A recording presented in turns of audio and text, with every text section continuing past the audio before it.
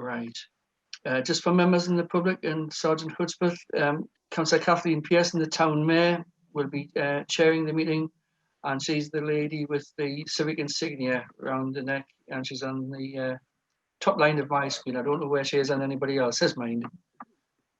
Okay. Can I also ask members to put themselves on mute to help with bandwidth issues and sound quality? That would be great.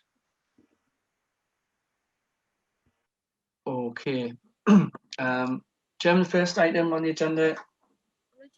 Sorry, just before I start, I did have a suggestion from a member that would change the order of the agenda and that we transpose item 4, which is it's the Finance and Resources Committee, with item 5, the antisocial behaviour issue. It's up to Town Council to take a view on that. All I would say is that it is imperative that we do discuss item 4 this evening, Finance and Resources Committee. Otherwise, we won't get any money, and I'll not be happy. So, what are your wishes on this? Change it if you can, yeah. Change it over. Yeah. Yes, agree. Yeah. Yeah, and I think my usual comment is there any dissent? No, that's great. Okay. Before we come to those items, if I just take item 1, which is apologies for absence. I've had one apology from Councillor Josh Green, who's working this evening. Does Council wish to approve that apology for absence? Yep. Yeah. No, any dissent? Yes. Okay. Other members not present, their absences will be recorded as unapproved. Item 2, declaration of interest. Any this evening?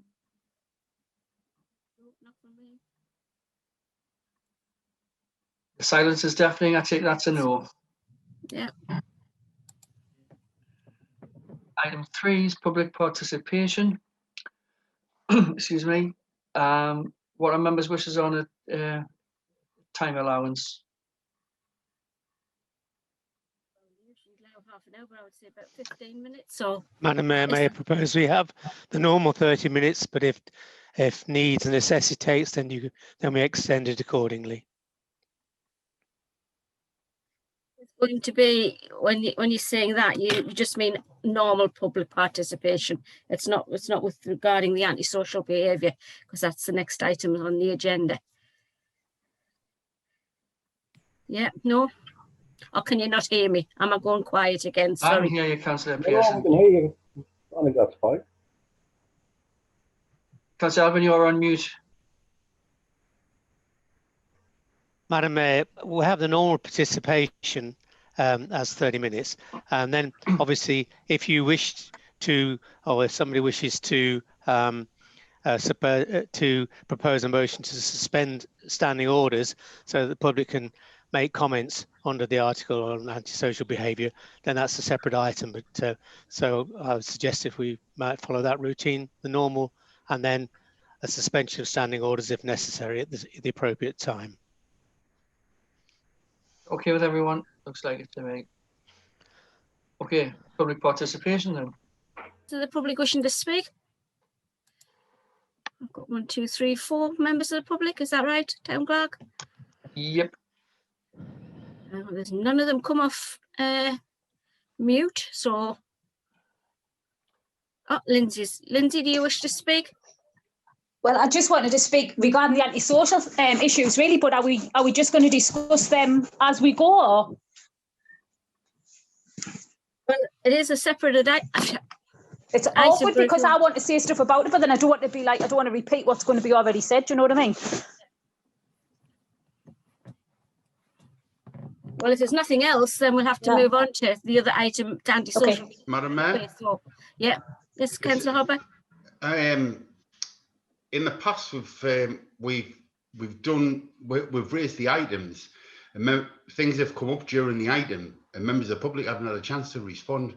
So, I mean, I don't know whether it's within the rules if we can just have a discussion, obviously orderly. That's what we were saying. Yeah. Okay. Thank you. Yeah, that's fine. because that's what Councillor Elvin was saying, to let them. So yeah, I mean, we can go on to the antisocial behaviour and start from there then. Okay, Lindsay, did you want to speak? Right, Chairman, you just want to formally suspend standing orders for that item? Yeah. Okay, everyone. Any dissent? No. What, she just want to speak later, or? Town Clerk, can I, Sergeant Hudson, do you want me to go through my bit first and people can jump in with the antisocial behaviour? Yeah. Madam Mayor, I don't know what Councillor Rowan wants to say. Could we I ask? know, that's what I'm saying. I don't know what she's wanting to. Yes, Madam Mayor, sorry, did I misunderstand? I thought we were going to go through the agenda as it was, and unless there was something really urgent under public participation, once we get to item 5, then the public could come in if they felt they had something that hadn't been addressed. We've changed it over, haven't we? We've changed item 5 I didn't realise the that. police. Yes. I didn't Sorry, so it's antisocial behaviour now. Right. Okay. And so that, yes, that's when the thing. Yeah. Okay. Chairman, just to clarify for members and members of the public, we're now just going to have a discussion around antisocial behaviour. Standing orders have been suspended, which will enable further public participation and contribution in that agenda item. Okay, Sergeant, do you want to go ahead and start it? Yeah, I'll go ahead. I know there's been a lot publicised lately in the Sunderland Echo around Operation Avalanche, which commenced at the beginning of last year. You'll have probably all seen the figures, so I'm just going to go through them anyway, in case anybody hasn't seen them. It was launched last year in response to an increase in ASB in Hetton Town Centre, primarily around the bus station area and the sports welfare ground. At the time of launching it, we had a mix of officers from the different neighbourhood teams under Inspector Jovan, which included the Hetton and Horton teams and also the Washington teams. So at all times during that period, you had cover on a day shift and late shift while the operation ran for the main people down. Since last year, ASB, and we're going with the figures that we have, which is what people report and recorded ASB, it is down by 30%, and youth ASB in general is down 41% for Hetton Town Centre in the surrounding area. During Operation Avalanche, we identified a core group of offenders and youths who were responsible for the damage and the ASB within the bus centre.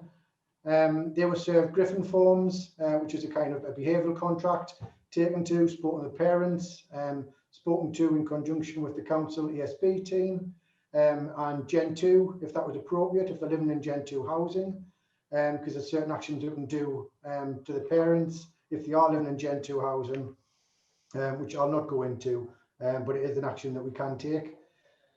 Moving closer to now, since November, our main ASB issue in Hetton has been the sports complex, like the baths, and the welfare ground, which I believe is run by Hetton Town Trust.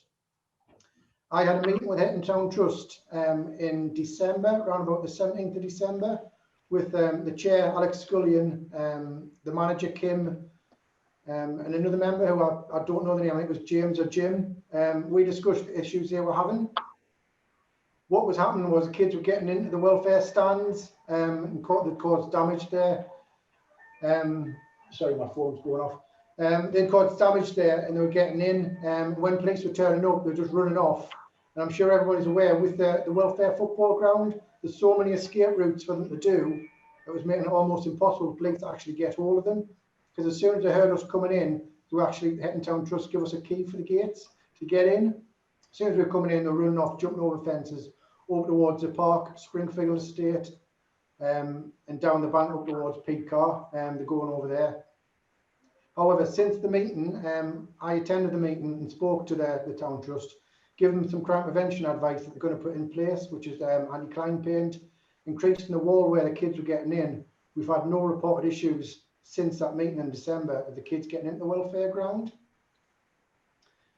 Just to bring the figures forward, I know I mentioned 30% and 41%. Just to bring it into context, over the last 28-day period, we've only had 7 reported incidents of ASB, youth ASB in the Hetton area. By comparison, Horton have had 10 reported incidents. This is phone calls to the police of people, members of the public in the community phoning in and saying there's been youth ESB or police coming across it when we've been patrolling. There was a well-reported damage to the bus shelter, which was horrendous. 21 windows put out early hours of the morning on the 19th.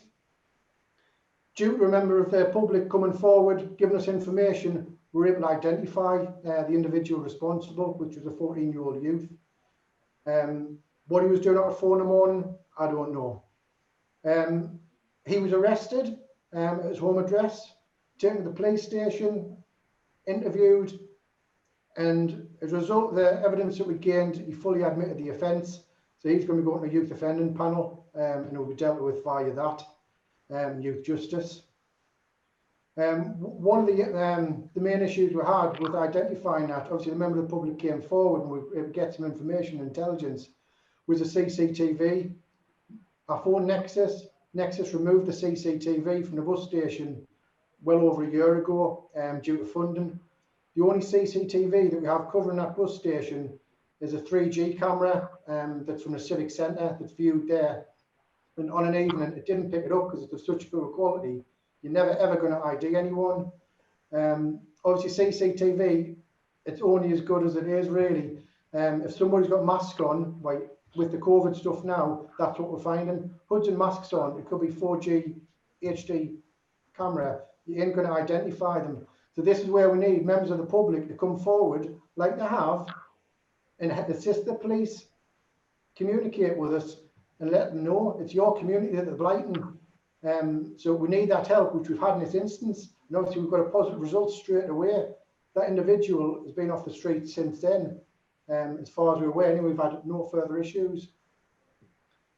Since the bus centre damage, we've had no issues in the last 7 days with the ESB. There's been no reports over the last week at all. My office has been patrolling Hetton in the bus station. Over the weekend, we were on late shift. The other team, my sister team, run by a different sergeant. There was no kids in the bus station at Hetton or in the Hetton Town Centre area that we could see when we were patrolling. So they say we just need the community to assist us. If there's any incident, not just ESB, if there's any crime, we need you to come forward and help us, give us statements. People know what's happening, people know who it is, but you have to come forward and give us the evidence so we can prosecute it. And we will, I will guarantee you that. As a sergeant for your area, I'll guarantee if you come forward with statements and evidence, we will deal with it positively. We just need to work in partnership with the council and the public of Hetton. Another issue, going away from the ESB, it is ESB, but it's a separate entity. It's off-road bikes that we've got primarily up around Pecar, Moseley, which are moving on to Elmo Golf Course, which unfortunately was closed down a few years ago. I went past it the other day and it's a shame because it's been left to go to Rock and Ruin. I used to play there myself. And it's our main issue is it's access to the golf course. It's too easy for them to get on there. Once on there, we don't have the facilities to catch them, basically. And you know, Northumberland Police's policy, which I think we've spoken to before, Councillor Elvin mentioned in a previous meeting I've been on, we don't pursue off-road motorbikes for obvious reasons, in case they fall off. But again, these people are going back to the homes and putting the scooters or the motorbikes into the garages. So we need people to come forward, identify where they are. We do have certain tactics that we can use. We have funding for selector mark spray. That's basically, if we can get close enough to them, we spray them with this spray. It's like a DNA marker, which will stay on them, the clothing and the bike for months, to be honest with you. So if we were to be identify where they are, we would have means to identify that bike was spotted by us causing the ESB, then we'll seize the bike and take it off them. But as I say, we just need to work in partnership with yourselves, the council and the public to just increase the reporting. Is there anything else? Pretty much for me, I'm open to questions now. Okay, Councillor Defty wishes to speak. You're on. Good evening, Sergeant. Hi, John. Regarding the off-road biking and stuff like that, but how did you get Councillor Scullion to come to a meeting? We've tried and tried and tried. He keeps refusing us, but that's by the by. So please continue. Anybody else? Councillor Turner?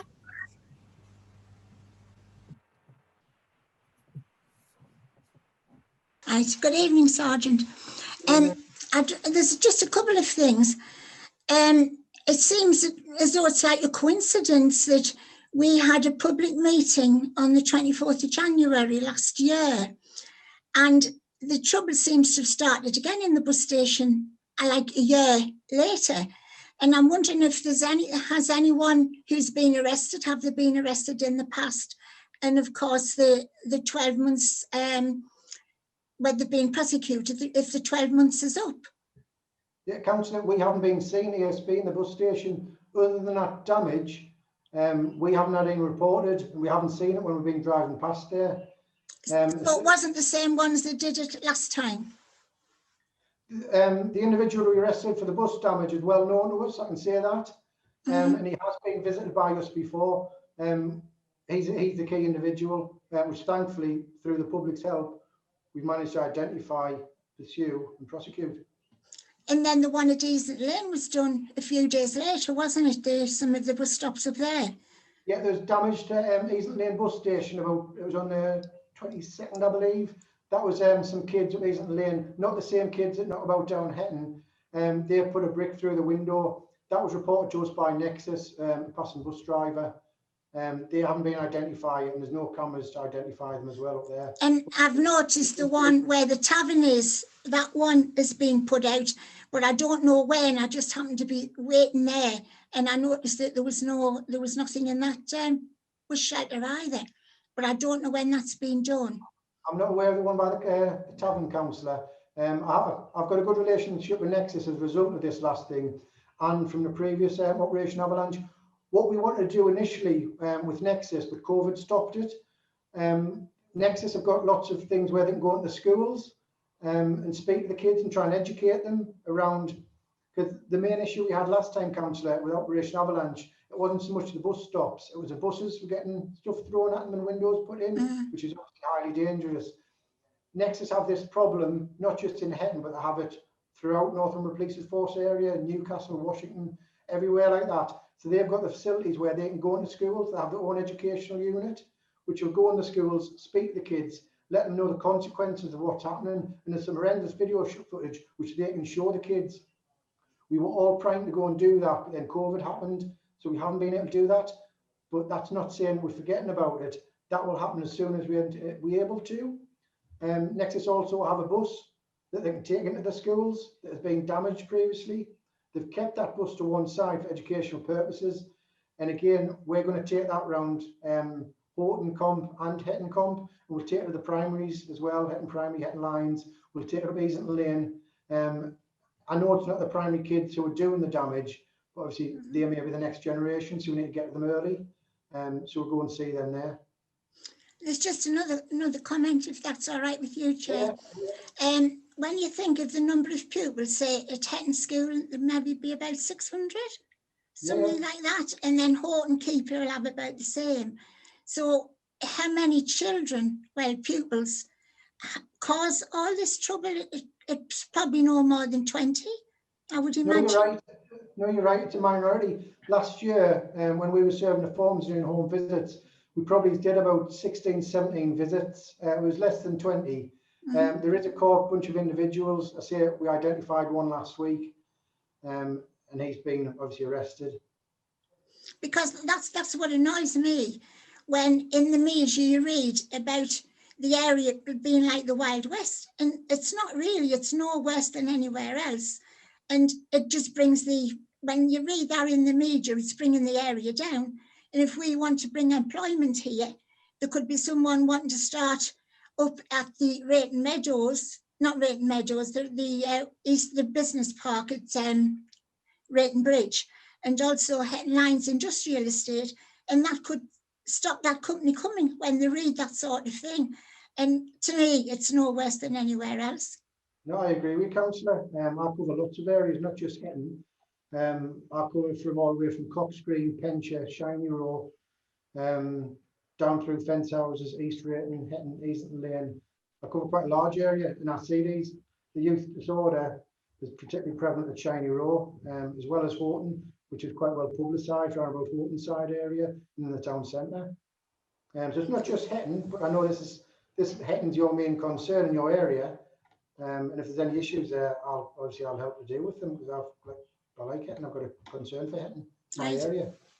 Thank you, Chair. Thank you. There's Lindsay wants to speak, and then Councillor Waterson. Hiya, good evening. My question is, well, as a member of the public, it's very frustrating. The off-road bikes and the quads in Pecar and Moseley they do get reported. I've reported them. You sit on hold to report it, or you go on an online chat, and it's very frustrating. I would just like to ask the Sergeant, really, have you got any powers to try and help us in this area? Some places don't have barriers, and a lot of the barriers need updating. I have asked the city councillors to try and help me to try and achieve this, to stop the antisocial behaviours. If we can stop them getting onto the park, it'll stop them then potentially getting onto the golf course.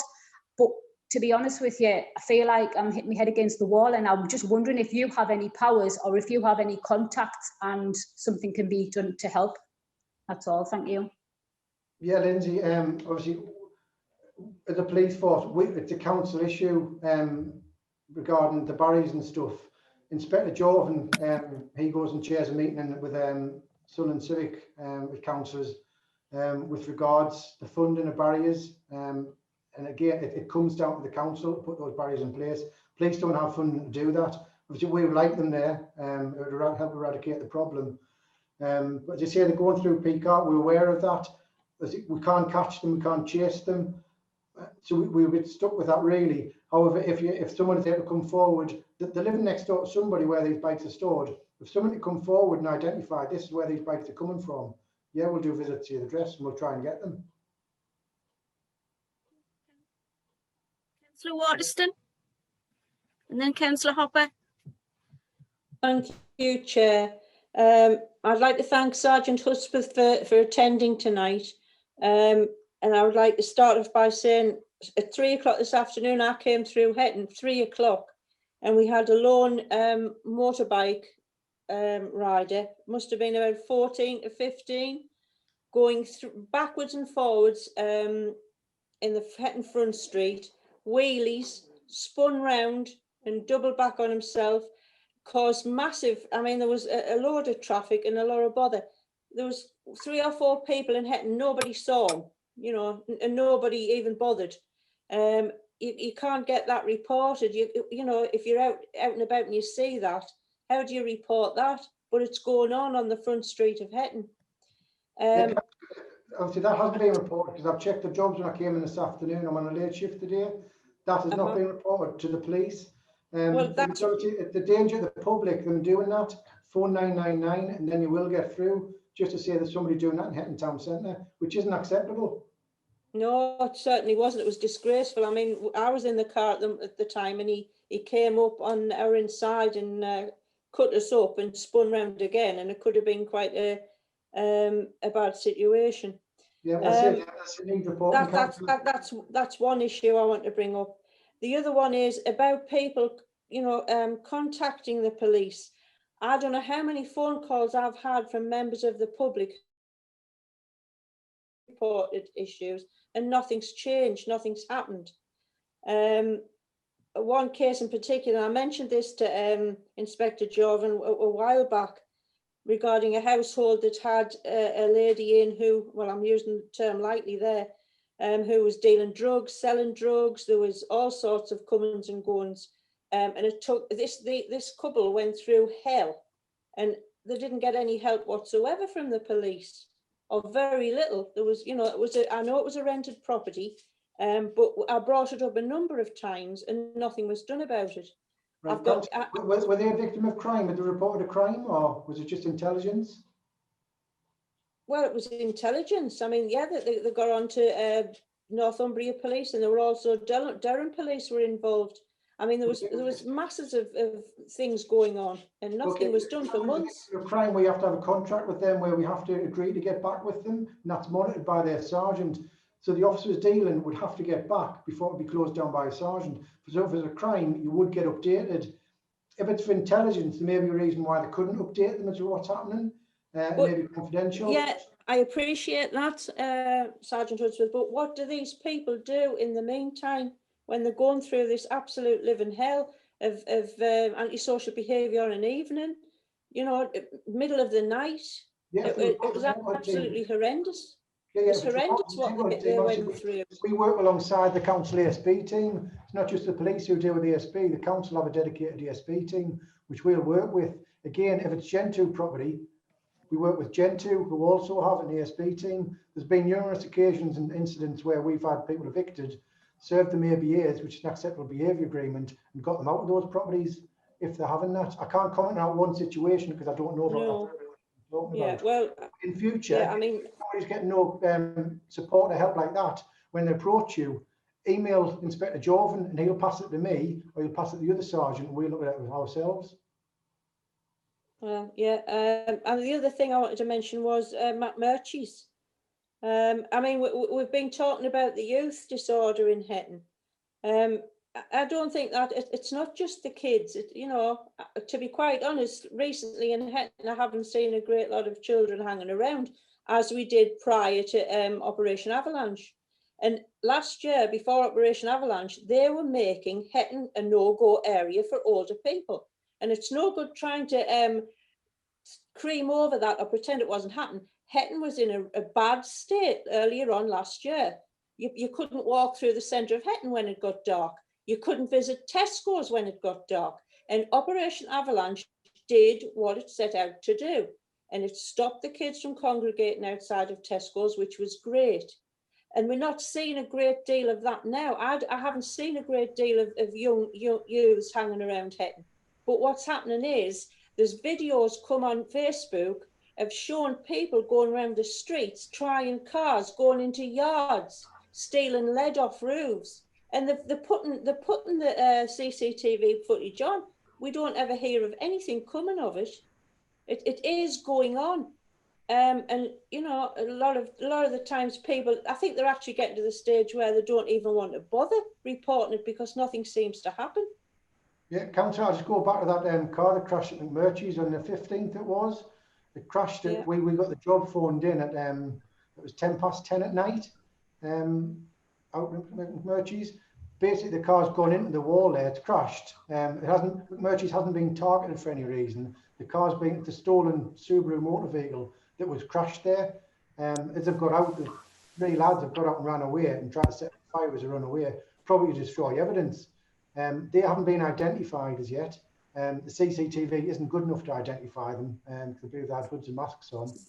But there's an investigation going in relation to that in our traffic department. But I don't want to take much more time, but I quickly want to ask. So what I'm getting from you is you're not a great fan of CCTV because it seems to be the footage is never good enough. No, I am a fan of CCTV. It's right. Good. But if you were to wear a mask now and a hood, I wouldn't be able to identify you, would I? And the majority of them do now because they're savvy and they know that if they put a hood up and a mask on, you can't identify but we can't totally discount CCTV because certain people have certain walks, certain mannerisms. If we were to show that CCTV to say yourself and it was a member of your family, you might recognise them. So we can still utilise CCTV. It is useful. So I'm certainly not discounting CCTV, just as long as it's of good enough quality for us to view. Great. Maybe it's put out there for people to say, can you identify these youths? Or right, so one more thing, I just want to ask one more thing. So if CCTV cameras are put up in an area that's causing bother via drugs or just general antisocial behaviour, within a fortnight, everything calms down, it goes quiet. So there's nothing happening. Then the camera's taken away and the antisocial behaviour starts again. Is that a sensible move? Surely, what I'm trying to get at is that once when the camera's there, obviously there's going to be no reports of any antisocial behaviour because it's doing what it's being put up to do, and that's to stop any antisocial behaviour.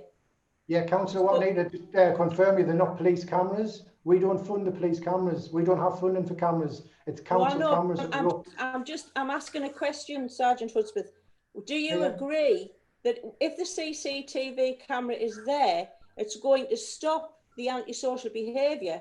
But the point is, once you take that camera away, and yes, there'll be no reports because it's doing its job, but to take it away, the antisocial behaviour starts again. Yeah, So in your CCTV mind, is a deterrent. is that a good move? Yeah, CCTV is a deterrent if it's there and it's used well. So yes, I agree with you.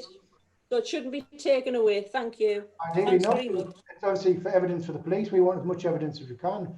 Even if that's CCTV, it's poor quality, it's better than nothing. That's right. Thanks very much for that. Councillor Hopper, then Councillor Coulson, Councillor Geddes, then Shaw, and then Councillor Willis. Good evening, Sergeant. Good evening, Councillor. You know, just touching on that point about the CCTV, there was a couple of other points that I wanted to make, but the Police and Crime Commissioner can actually petition the Treasury for extra funds for the CCTV. I only found that out a couple of weeks. Now, that information has got to come from the ground, basically from you and his Inspector Joblin and the police, and work out a fund. Obviously, we don't want to live in a police state where we've got cameras all over the place, but you know that there are certain hotspots that would really benefit from these cameras. And you're right about certain mannerisms that people have. I found putting CCTV up is definitely better than not having the CCTV. So there are ways, and the Police and Crime Commissioner has got the powers to petition the Treasury for extra funds for that, but it's got to come from the ground. So the barriers at Coalbank Square and the motorbikes, that kind of problem. Now, I did receive, I won't mention him, but I did receive some information from the council through a councillor. And it was just about the barriers that are being designed. And there was a little note on there that's saying, although these barriers will not stop the motorbikes, it will slow them down. Now, I was just wondering, if we get, or the town clerk gets the number and passes the information on to you, could you work in an advisory role with the council on these barriers? Because slowing them down, what we really want is we want to stop them altogether. But if they get on there, we need to stop them from getting off so that use can get them. This is the problem that you're seeing, they're escaping all over the place. So there's two areas. There's up at the golf course, and apparently they've taken the fence down, or they've damaged the fence so that they get on up there. And in between, I think it's 15 and 16 Coalbank Square. So I suppose my question is, would you, your department, work with the council to come up with a design that would increase the amount of time it would take a motorbike to get on or get off, so that you have a better chance of catching them? Yeah, we would always work with the council and advise them where to put them if possible, and speak to them. Obviously, the funding's coming from the council and it's to be installed by the council, but we're there to assist in any way we can. It benefits us because we're not getting the reporting in. If we can get rid of them, it's better for me. So I fully agree with you. Yeah. So town clerk, could we forward any details on of contacts we've got over there who we're dealing with for the barriers? And that way, possibly we can come up with a design. Obviously, the police are a lot, I would assume, are a lot better at designing this because they're thinking about it all the time. And my final point, sorry, I lost my train of thought there. The final point was the reporting of crimes. I've had two people who've actually come to me and said, one, they're not issued with a crime number when they report these crimes. So I don't know whether it's actually getting recorded. And I did speak to somebody at 101, and they said in this area the actual phone numbers are the calls are down. And I said, how can that be when the antisocial behaviour is still there? And rightly, I think it has calmed down a little bit, but the incidents are getting a lot more serious. So you might only have 7 incidents, but the incidents themselves have become a lot more serious. But people are losing faith, so they're not ringing the 101. So you're not getting the numbers, and I understand you're only going off statistics, but the problem is there, and people are not getting issued with crime numbers. And I don't know whether you could shed any light on that. When you phone 101, that's slow time. Basically, Yeah. if something's not happening now, or something's happening now and you don't think it's urgent enough for 999, that's when you phone in for that. If you're reporting a crime, I'm not talking ASB, because ASB may not be a crime. Right. If you're reporting a crime, like say a theft or criminal damage, you will always get a crime number. If you phone an ASB, where it may not be recorded as a crime initially, you'd ask for what's known as the police log number. So you'd use that log number for future reference if you needed it, to get in touch with yourself. So you could say it was log 20 of today. Can you take it up with the police regarding the ASB report in Hetton Town Centre? They won't get a crime number for the ASB in the initial stages because it wouldn't be classed as a crime. Could I just on a final point, I just want to say thanks very much for all the good work with. We've had some successes with the cannabis farms, and sort of really good work. But a little bit of sarcasm at the end. Could you tell the crime commissioner that we have actually got a drugs problem down here? Because we received some notification saying she wasn't aware of any problem in Hetton or Easington Lane with regards to drugs or violent crime. So, but I really thanks very much. Thanks very much for the answers. Thank you. Councillor Coulson. Hello there, good evening. The most difficult, controversial question of the night. Right, I would rather ask the crime commissioner, but as I've said before, with more chance of getting load looking, so I'm going to ask the sergeant. And what you're doing your best you can, your whole team are. But how much hours, and all we've heard tonight is common law, how many hours are spent on non-crime? That's trolling the internet to see if somebody said something that doesn't fit the woke agenda. And what's a difficult question, but we can get some figures on that for the next time. I certainly haven't got the figures for you now, Councillor. Oh, good, excellent. Yeah.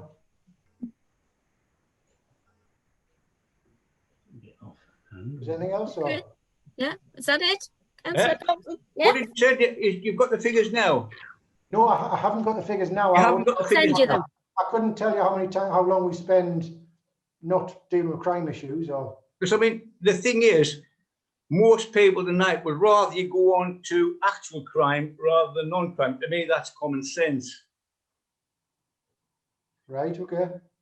And I know, as I said, it's a question for the crime commissioner, but we don't get her because it's very important at the time. Because all that's been mentioned tonight is common law, and common law is the top law, takes precedent before statutes. And I think the people would like all the efforts and time spent on the crime, what we've heard tonight, and the issues we've heard tonight. Thank you.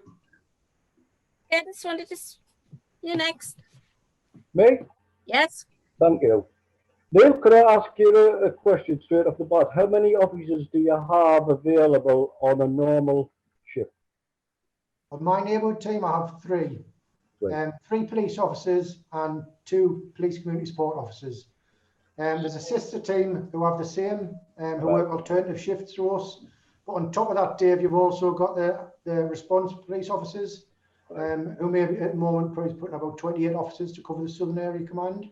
So you don't just have the neighbourhood, you'll have response officers up there too. Then we've got on top of that, we've got operations department like traffic and dogs, horses. Lovely, thanks for that. Could I ask you the second question, Dale? I mean, I know that Durham Constabulary have trials bikes, and I think Inspector Nick Jorgen touched on this, that on occasions you can work together. And I've also had a discussion with Nick along with other councillors where we've expressed our concern that Northumbria Police have a policy of not chasing, but other, obviously the Metropolitan down London have been widely publicised by now knocking them off the scooters and what have you. And I mean, I followed 5 bikes to Horden, and I saw the trials bike from Durham Police nab one of them.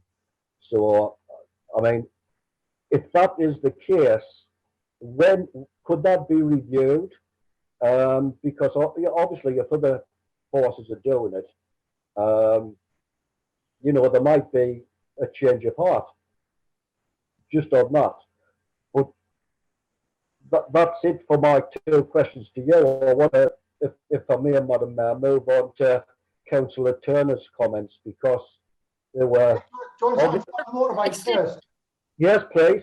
Yeah, Dale, with regard to motorbikes, I used to work at Ryep, and that overlaps with Durham going into Seaham, and we had a problem there with off-road bikes using the Dean down at Seaham along the coast. We can on occasion, because they do have an off-road bike section where they'll come in a safe manner and they will go after the bikes and get them. Right. So that's something we would possibly look at in future if we narrow down times, dates and locations. But that's a discussion we've got to have with Durham. So I can't promise you that. We don't have that. That would be absolutely fantastic, Neil, because just to touch on Councillor Turner's comments as well. Well, I'll say this to you, just so you're aware. I mean, I live in Kingfisher Drive, up one of the new estates, and they're using this now as a cut through. I mean, actually, funny enough, 10 minutes before we got started here, there was motorbikes going by, obviously unlicensed ones and quads. So I think the people of this estate are getting fed up, and the people on this estate are actually from Wales, York, Washington, Sunderland, Newcastle, from all over, you know. But I wonder, so thank you for that, Neil, that's great. But I wonder if I may, Madam Mayor, go back to Councillor Turner's comments, because obviously they were aimed at me, because I was the guy that said it was like the Wild West. Well, I'll refer every single councillor and every single member of the public on here. We had a public meeting at Hetton where 94 people turned up, and some of those individuals were really, really angry. Councillor Turner, you and your Labour colleagues never opened your mouths that night, and I'm well aware of the Labour councillors' views on my stance to youth disorder. I remember saying that my comments were unhelpful. You, Councillor Turner, and Councillor Rowntree said my comments were unhelpful. Well, let me add to that. The Echo contacted me. I didn't contact them. The Chronicle contacted me. I didn't contact them. Radio Newcastle contacted me. I didn't contact them. And the Wild West was said to me by residents of our town. So I don't make any apologies for saying that. Equally, Councillor Turner and my Labour colleagues, you were all quick to jump on the bandwagon and get your photographs taken with Nick Jordan shortly after. So I remind you of this, you know. Okay, Councillor Geddes, if we can go back to the police, thank you. Okay, there's Sean wishes to speak. Good evening all, thanks for the invite. If I just would like to go back to the McMurtry's incident initially, that happened last Friday, I believe. I went down to speak to John from McMurtry's today, and he told me that he's actually forwarded information onto the police that he was given of names and registration numbers and vehicle descriptions that he was passed for who was responsible for it, and he's not heard anything back as yet. So I'm not sure whether he's used the wrong channels to get in touch with the police and report it, but he says he has definitely reported it and nothing's come of it as yet. Yeah, sure enough, been reported via 101. It's actually updated on our log now, the name that was provided. I can't go into that for obvious reasons. So we do have a name. So that's all I can say on that one. Yeah, I've got the details myself. I'm speaking with the inspector in the morning. I've got an appointment to speak to him at 11 o'clock. So any information I've got, I'll be passing on during the meeting. I'm quite new to the area, but I've noticed, having spoke to the residents, that quite a lot of these incidents seem to be occurring on a Friday night. Like the McMurtry's thing was a Friday, and I also believe there was a car stolen and crashed into a church wall on this Friday as well. And there's been a lot of bikes and thefts from yards and stuff on the Friday nights as well. So I wonder if it's possible to get an increased police presence on a Friday night and possibly catch these people, because they shouldn't be out because it's a lockdown anyway. So obviously people who are out late at night on a Friday, you've got reason to stop them and ask them what they're doing when there's a national lockdown on. Yeah, Sean, I agree. If resources allow on a Friday, I'd have resources up in Hetton anyway. Obviously, we've got to be at the place in the right time, which it's quite a big area we'd have to cover for the whole of Hetton. I don't think the crashes that you're talking about on a Friday night, I think this was a one-off stolen vehicle crashed into a wall on Friday. I don't think there's any reason why it's a Friday night. I think it's two different incidents. One was the McMurtry's, not Friday gone, the Friday before, and there was another one crashed into a church wall this Friday night. I don't know if you've had that one reported or not. It was the Union Methodist Church up near the pavilion. It was the Independent Methodist. That's the Independent, right. Yeah. There's no, from what I know, there's no reason to link them, or I don't believe they are linked. Oh, no, I'm not suggesting they're linked. I'm just saying it seems common that the trouble's on a Friday night. So like, there's a lot more bike thefts and shed thefts on a Friday night from the CCTV that's uploaded on Facebook. Yeah, Sean, I can tell you, when I've got officers on a Friday night, we'll be covering Hetton. Obviously, we'll cover other areas as well. But I will give the most time I can on a Friday night. That's including and with regard to the number of manpower you've got, do you have sort of special constables or opportunities for special constables to sort of help out? Because I myself would be willing to volunteer to do something like that. Not at the moment, we haven't. The special constables primarily go to their response police teams, and they'll work from there. Right, and finally from me, what's your views on private security companies? Because I've heard there's one trying to start up in the area to try and do patrols to sort of fill in where there's a void, where there's no police presence on the ground. Basically, that's for them really. There's an evidence gathering purpose, but as long as they don't get involved in policing issues, it's not a problem. Right. Okay. Thanks everyone. Thank you. Councillor Willis, then Councillor Elvin. Hi. For the sergeant, the lad that did the bus station and smashed all that up, he's known to you. What do you have in place for these kids that keep re-offending all the time? Is there a special play, or have you got something where you can sort of take them, I don't know, send them in the army type of thing, learn them a bit of discipline, a bit of manners? And I think you need to see Boris Johnson for that one. I think it's above my pay grade, that one, just send them in the army. Or but you know, for something like that, or do you have like a special sort of team that you can work with families who have kids that keep re-offending?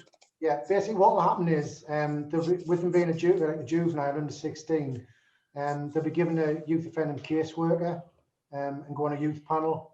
In the case, for example, for the bus stop, something like that, that youth panel would meet up with Nexus there, who's a victim, and they'll move forward to see what actually needs doing. As it could be some kind of like community service or something like that in the community. But I say he would go to the youth offending panel, and they'll deal with it from that perspective. Because they obviously need to be taught some manners and respect. I agree with you. Because they very much lack it. And it just obviously be easy for you if these kids got a good turnaround instead of chasing the same ones all the time. Yeah. No, that's all. We do work with the schools as well. We go into the school, and the school have certain things that can put in place as well. And I say the council's also got an ESP team, so they'll do visits. We've got things like, as I mentioned before, acceptable behaviour contacts where we can go and speak to the parents in front of them. They're living in gentoo houses, we can take action there. So there is things we can put in place. Right, thanks. Councillor Elvin. And then I think that's the last one I've got at the minute. Councillor Elvin. Thank you, Madam Mayor. Good evening, Sergeant Hudspeth. Nice to see you again. 2 or 3 points I'd like you to comment on. I appreciate the lack of manpower is a problem, but could you comment on, for instance, the problem people have been getting through on 101, where you can spend hours on 101. Sometimes they're reluctant to dial 999 for fear of being chewed up because it may not be what is considered a 999 call. And also, just the first 2 points to begin with, and the other was this web chat facility, you have for reporting incidents. So one day I tried to get to on 101, got fed up, so I went on the web. It's really not, the facility is not fit for purpose. You spend hours trying to input information, and it really is a waste of space, in my opinion. And you get no acknowledgement that you made a comment. So could I just ask you first of all to comment on those 2 points? Yeah, on the 101, obviously you phone in, you'll wait and pass it over, and then obviously the web submission you can there. But the way it works, obviously, if there's a complaint issues with that, that's going to have to be the best way to do that. Counts as an email to our corporate comms department. They manage that system. So I don't have anything to do with the management of how it's reported, but obviously the reporting methods, the main reporting methods, are 101.999 and via the web submissions. Okay, well, what about the 101? Can you think of any way you could improve the efficiency of 101? I could, but I say that's not my department, councillor. I'm a neighbourhood police sergeant. I don't deal with Northumberland Police communication systems and how we report. Obviously, this can be passed on to them to look at, or from yourself and the group of councillors. You can report this to the chief and say that you're not happy with this, obviously the reporting system or the 101. But I can't individually comment on the 101 system because I haven't got enough knowledge of the system. It's not my area. Okay, so probably it's the PCC, but as Councillor Coulson said, more chance of getting her to participate than Lord Lucan. Also, a couple of other small points. One, regarding reporting of theft, there's a common complaint that if you actually get through and say, look, I've had some lead stolen off my roof, the staff replies, oh, okay, we'll note it, but here's your crime number, claim off the insurance, and nobody pops around to see you. And so many people in the end just don't bother. Could you comment on this commonly held view of you that, oh, if it's just a theft, claim it off your insurance? No, but we just need to manage the resources that we have in the instances that are coming in. We've got a telephone investigation unit who will deal with crimes. So if you were to phone on lead theft, if nobody had been seen committing that, you've got no CCTV, no neighbours have seen anything when you're reporting it, you may not get an officer there to investigate it. Maybe all done over the telephone.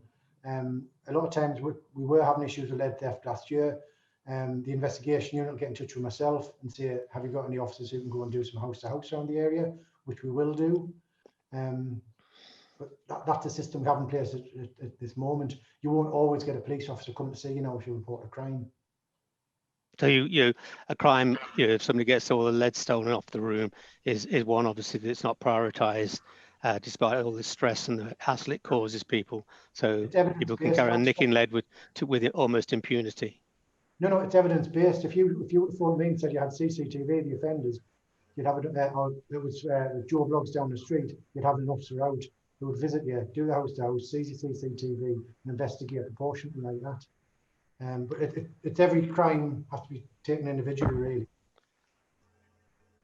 There will be occasions where it is just over the telephone, but where it justifies, you will get officers out for a crime. Okay, just go talking about CCTV and Councillor Waterson's observation of today. I mean, you do have there is a traffic camera that is there on view, on site, on the street, and maybe you might like to ask one of your officers if they could to look at it to see if they can see the incident that Councillor Waterson referred to, because it is there. We ourselves can log on to it, so obviously you can. So yeah, that's maybe you might like to consider that. And my final point is, obviously raised it before. I know it's not your remit, but I really fail to see why Northumberland Police doesn't follow the same course of action as many other police forces in following these off-road bikes and these quad bikers. This is a problem throughout the whole of Sunderland, and not just in Hetton. And I know it would be of a great assistance and great relief to many hundreds, if not thousands, of residents if they could only just reconsider their this method of crime prevention. And I'll bring it up again, and hopefully you might put it forward to our illustrious PCC and the Chief Constable. Yeah, Councillor, as I say, that force policy that's decided by Chief Constable whether or not he wants to pursue motorbikes. Obviously, we can't. But you can imagine a situation if one of my officers chased a bike, was to knock it and kill the youth on the bike. Imagine the public outcry with that, and I wouldn't be prepared for my officers to do that. They'd be putting their jobs. So you personally don't agree with it then? In certain circumstances, no. If you're going to put someone if you're going to put someone in danger, when a lot of the times we may be able to identify them. But it's the Chief Constable's decision. It's not my decision. I didn't say it was. I was just asking if you. I think the consensus from this meeting, we would urge the Chief Constable and the PCC to try to amend their policy on this and bring it in line with many other police forces. Yeah, that's a thing you're going to have a conversation with the Chief Constable, not me. Well, I appreciate it, and maybe we can extend the invitation yet again to him. But I suspect he'll delegate it for you or Inspector Jarvin to speak to us instead. But thank you once again for your time this evening. The town clerk wants to come in, and then yeah. Yes, Chairman. Just on the back of that discussion about motorbikes and quad bikes. I suspect Sergeant Hudspeth can't see the chat facility, but there were a couple of members of the public suggested that they were followed by drones. Yeah, again, I know some forces do use drones, but as far as I'm aware, Northumberland Police don't have access to drones or the funding for drones. So again, that as councillors, that's something that you maybe have to take to the MP, see if she can push for it, or say letters to the Chief Constable, see if there's any funding available for drones. Yeah, that would be good. But say I don't have access to them. I don't know as a force if that's something we're looking at. Okay. All right. Councillor Waterson's got a hand up, and there's Councillor Turner as well. And then it's 7 o'clock. Yeah. Councillor Waterston. Trying to get our sound on. You're still on mute.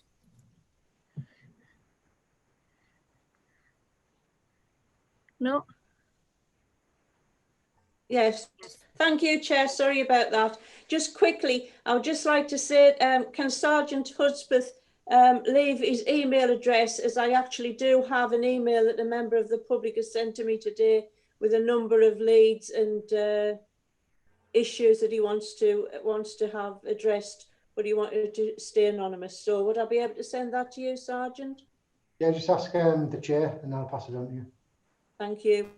I would also like to just make one more point, and the fact is that tonight's meeting is being done by Zoom, and it's made the numbers of people who I'm sure, had this been a public meeting, would have turned up again in their droves like they did last year. And I think you would have seen the strength of feeling that people in Hetton do have, that crime hasn't gone down. It's possibly being unreported.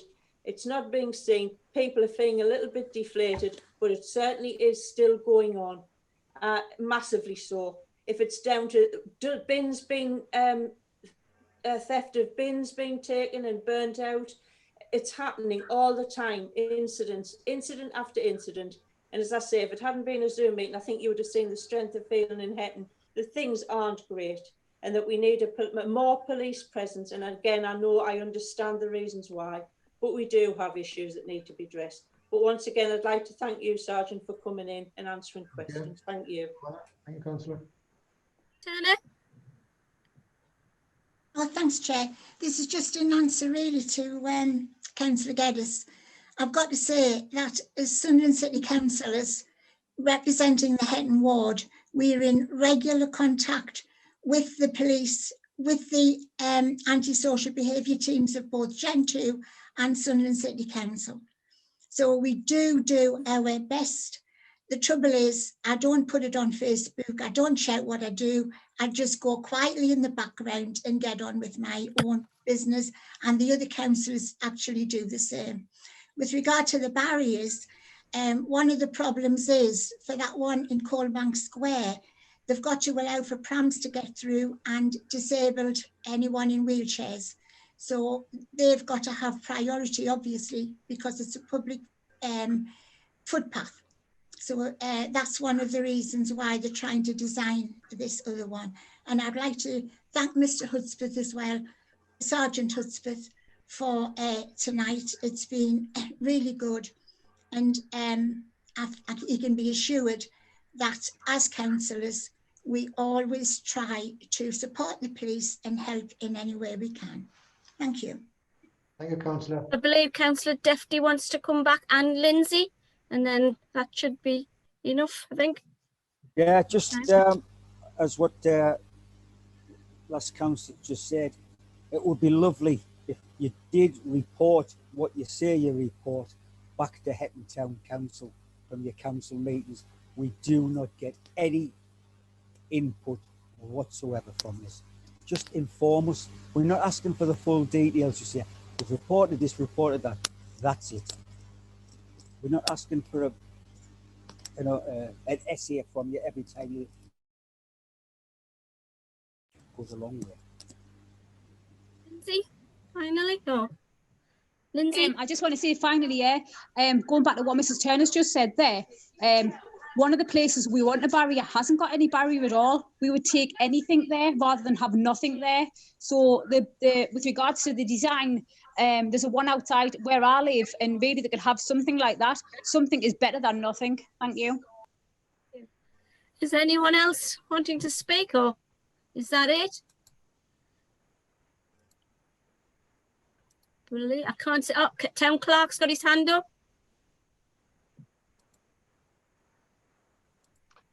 Yes, Chairman. Obviously, there's been quite a wide-ranging discussion there this evening. Are there any specific actions arising from that which Council need me to action? Town Clerk, just reiterate the point. Mm-hmm. Is it okay to speak? Yeah. Yeah. Just to reiterate the point that if the sergeant, we can pass the details on of who we're contacting at Sunderland Council about the barriers, because it's they're at the design stage. They've got the money.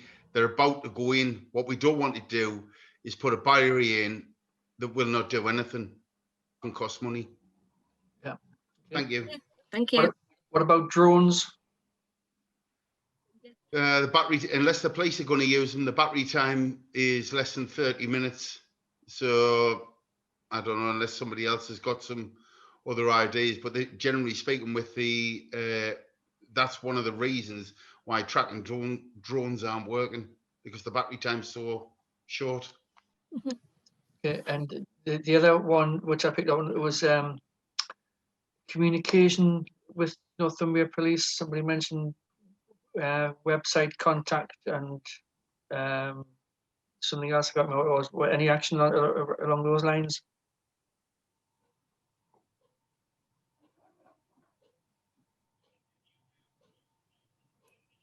Doesn't seem to be. Nobody's speaking. Councillor Elvin has his hand up. Has he? Right. Can't see that. Yeah. Yeah, if we could put all these points in a letter to the Chief Constable with a copy into the Police and Crime Commissioner, for clarification, an update on the points that we raised 101, the web chat support, etc. And finally, if we could send yet again an invitation to the Police and Crime Commissioner to come and talk to us. I think the first time I proposed this was about 4 or 5 years ago. And predecessor Vera Bird managed to dodge the issue, having initially said she would come, and it seems like the successor is doing the same. But I think with all the publicity that the PCC is giving to herself about how she's such a listening PCC and a caring PCC, the fact she won't come and speak to the only parish / town council in the Sunderland City area somewhat undermines her claims. Thank you, Madam Mayor. That's everybody. Can we thank Sergeant Husbeth? No, can I speak to Neil before he goes, please? Okay, yeah. Neil, I don't know if you've still got me number, but could you give us a ring when you're available, please? It's just something I want to discuss with you privately, if that's possible. Yeah, David, tomorrow afternoon, I'll start at 1 o'clock. Can I give you a ring then? Just so you know, you might want to take this down there, because I want some paperwork off you, if you don't mind. Obviously, and this is from me, and I'm doing this deliberately on a public forum. There's people accuse me of having police cautions. 6, actually, so I've been a busy lad. I've got no police cautions. So could you do me a favour, Neil, and look into that for me? because I'm not having people on Facebook saying I've been cautioned by the police when it's actually untrue.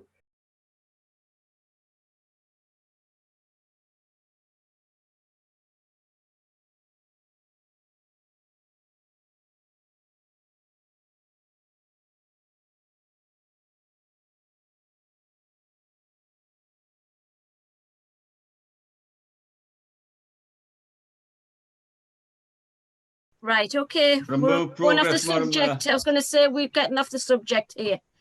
No, Right. no, Madam Mayor, we're not, because this is all to do with I know, but we're supposed to be talking to the police. Yes. Remove progress. Yeah. Okay. Ward councillor here, because you're one of them. Right. Okay. Can we move on? Okay. Right. I'd like to thank Sergeant Husband for coming tonight, and that's fine. Yeah. Thank you, Sergeant. Thank you. Lovely, thank you, Neil. Thank you. Thank you. Thanks, Sergeant. Okay. Thank you. Okay. Can we move on to item 5 now? Is it finance? Yes, we've just to remind members, we've transposed items 4 and 5 at the 5. start of the meeting. So the next item on the agenda is to consider the minutes and recommendations of the meeting of the Finance and Resources Committee held on the 21st of January. And I'm just able to bring it up on screen. All members will have had a copy of that. I'll bring it up on screen for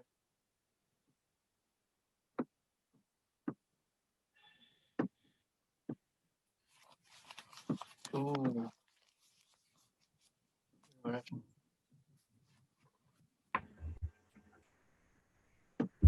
There we go.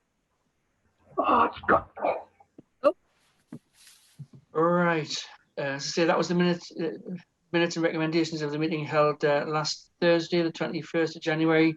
And this is in relation to the budget position for the remainder of the current financial year, the budget forecast for 21-22, and the precept for 21-22.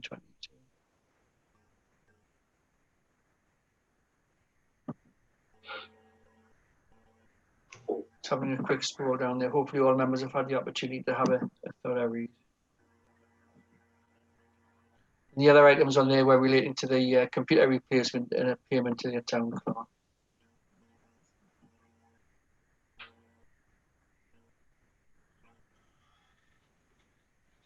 Just take that off screen if that's okay, if everybody's had the chance to have a look at it. The council wish to approve those minutes and recommendations.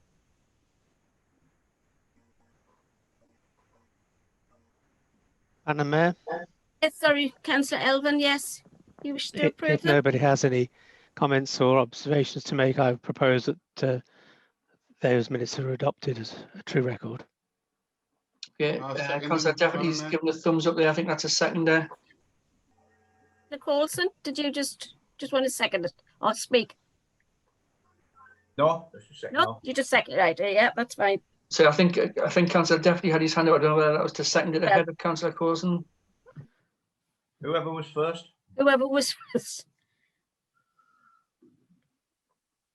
Right, I think it was Councillor Deputy. Okay. Okay. Is that approved? Yeah. Can I just go around everyone, please? Again, Councillor Pearson. Approved. Councillor Geddes. Go on, I'll come back on. Councillor Coulson. Yes. Councillor Elvin. Approved. Councillor Waterston. Councillor Waterston. Thanks. Councillor Deputy. Yes. Yeah. Councillor Heron. Agreed. Thank you. Councillor Room. Approved. Could I say something after this is all finished? Thank you. You better ask the chairman. No. Councillor Willis. Approved. Councillor Hopper. Approved. Councillor Turner. You're in the dark again. Approved. Thank you. Approved. Councillor Liversedge. Approved. Thank you. Councillor Dodds. Yes. Yep, approved. Councillor Geddes, which you missed out before. Councillor No, I know Geddes. what it is. Yeah, approved. I know what it's about. Thanks. Okay, just to make members aware, Councillor Farrow had to leave the meeting during Sergeant Hudspeth's contribution, but she was there for most of it. Okay, that's approved. Thank you very much. Chairman, Can I just Councillor interrupt? Frome wanted to speak there. Oh, sorry. Who are you waiting for me? Yes. Councillor Rome? Just to let somebody know that I am here and I have been all the time, except there's been a bit of a problem with the machine. Sorry, I can't hear who's speaking there. Sorry. Madam Mayor, that's Councillor Doreen Liversidge. Ah, Just advising that she is here. All right. Oh, thank you. Want to have a look. 2 minutes? Yeah. Yeah. Quick. Madam before- Mayor, can I speak? Yeah. I'd just like to say it's great to have a professional budget presented in front of this council. I think this is the 3rd or 4th year running that Councillor Elvin has spent a great deal of his personal time helping the council to have this. And it's just great to see the finances in such good order and being presented so professionally. So thank you to Councillor Elvin and to, thank you to the council. Thank you, Councillor Thank you. Elvin. Thank you. Yes, thank you. Okay. I would agree with that. It's been done for many, many years. Thank you. Okay, thank you. Ruffle, If I could ruffle. interrupt, I don't think so, Councillor Heron, but Chairman, never mind. That's another that story. concludes Great, business. thank you. Yeah, that's it. Okay, thanks everyone for your attendance. Thanks members of the public for your participation as well. I'm now ending the recording and closing the meeting. Thank you. Thank you. Thank you. Good night, everybody. Good night. All the best.